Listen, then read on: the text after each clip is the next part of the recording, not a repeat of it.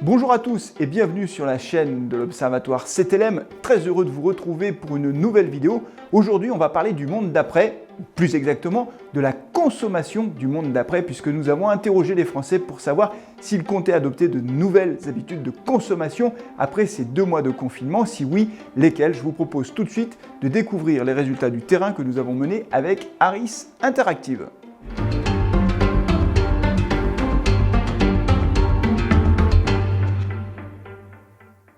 Alors, quel est l'état d'esprit des Français au moment de ce déconfinement qui a commencé maintenant depuis plusieurs semaines? Les Français sont globalement inquiets, et notamment pour l'avenir économique du pays, puisque 86% d'entre eux nous disent que c'est le motif d'inquiétude principal. Le pouvoir d'achat ensuite, puisque 63% des Français se déclarent inquiets pour l'évolution de leur pouvoir d'achat au cours des prochaines semaines.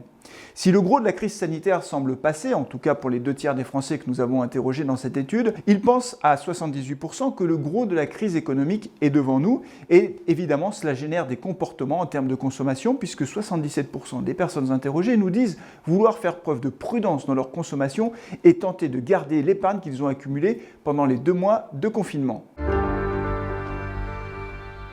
80% des Français ont bien vécu ou très bien vécu ces 2 mois de confinement. Ce qui est intéressant, c'est de noter qu'au fil du temps, cette tendance s'est améliorée. En effet, au 37e jour du confinement, il n'était que 67% à nous répondre par l'affirmative à cette question. Les Français ont profité de cette période pour faire des choses qu'ils n'ont pas l'habitude de faire en temps normal. Ils ont cuisiné, ils ont passé plus de temps avec leur famille, ils ont pris le temps de lire. Et sans surprise, plus des 3/4 des Français nous disent qu'ils veulent garder certaines de ces habitudes après le confinement. En matière de consommation, les Français ont également profité de cette période pour changer certaines de leurs habitudes et on a vu des tendances que l'on voyait monter en puissance depuis plusieurs années s'accélérer. On peut citer 2 exemples, la consommation locale qui a pleinement profité de cette période pour gagner des parts de marché et puis également le e-commerce et le drive qui lui aussi est monté en puissance durant cette période. Toute la question, c'est de savoir si pour ces 2 phénomènes, la tendance restera la même après le confinement. On peut penser que oui, au moins pour une partie des Français qui ont testé pour la première fois ces nouveaux modes de consommation pendant cette période de crise sanitaire. Alors, le monde d'après-crise sanitaire sera-t-il le même que le monde d'avant? C'est une vraie question, et notamment pour la consommation des ménages. Alors 53% des Français nous disent que cette crise sanitaire va marquer une véritable rupture dans leur façon de vivre et dans leur façon de consommer. C'est donc une majorité de Français qui considèrent que cette crise va marquer un tournant.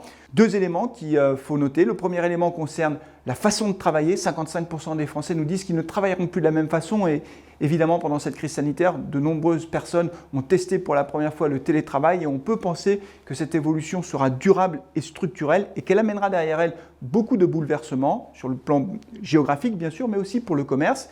Et puis le deuxième élément, c'est sur la façon de consommer, puisque 52% des Français nous disent qu'ils ne consommeront plus de la même façon.